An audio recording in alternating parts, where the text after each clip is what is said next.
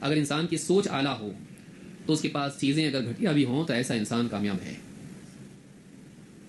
اس لیے کہ کامیابی چیزوں کے جمع کرنے کا نام نہیں ہے، کامیابی اچھے اوصاف کے جمع کرنے کا نام ہے.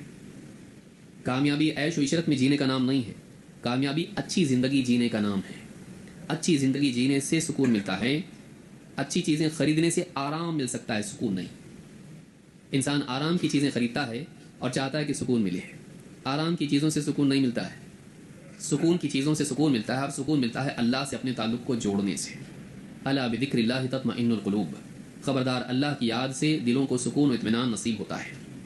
لہٰذا جب تک کہ انسان اپنے آپ کو، اپنے قلب کو اللہ سے نہیں جوڑتا ہے، اس کی زندگی میں سکون و چین و اطمینان نہیں آ سکتا ہے. اور یہی وہ چیز ہے جس کی تلاش میں آج ٹیکنالوجی کی ترقی کے ساتھ انسان صحرا میں بھٹک رہا ہے، لیکن اس کو یہ چیز نہیں مل رہی ہے.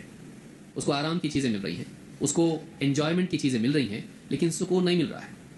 لذت اور خوشی دو الگ چیزیں ہیں، آرام اور سکون دو الگ چیزیں ہیں. ان میں تفریق نہ کر پانا انسان کے لیے بڑی بدقسمتی ہے. وہ آرام کی چیزوں کو سکون کا ذریعہ سمجھ لیتا ہے، ایسا نہیں ہے. اس لیے اچھے گدے اس کے پاس ہے لیکن سکون کی نیند نہیں اس کے پاس، بے چینی اس کی زندگی میں. اچھے کھانے، اچھے لباس اور ساری چیزیں، لذت والی چیزیں جمع کر رہا ہے، لیکن کھا پی کے بھی خوش نہیں ہے. خوشی الگ چیز ہے، لذت الگ چیز ہے. پلیجر اور ہیپینس کو آپ ایک نہیں کر سکتے، دونوں الگ ہیں. لذت کے ختم پر پھر واپس دکھ انسان کے دل میں جمع ہو جاتا ہے، وقتی طور پر وہ بھول جاتا ہے اس کو. تو یہ ساری لذتیں بعض اوقات اللہ سے دور ہونے کی وجہ سے پین کلر کا کام کرتی ہیں. وہ خوشی نہیں ہوتی ہیں، وہ پین کلر کی طرح ہوتی ہیں. تھوڑی دیر کے لیے انسان کو غفلت میں رکھتی ہیں اور اس کی پریشانی، اس کے دکھ کو بھلائے رکھتی ہیں.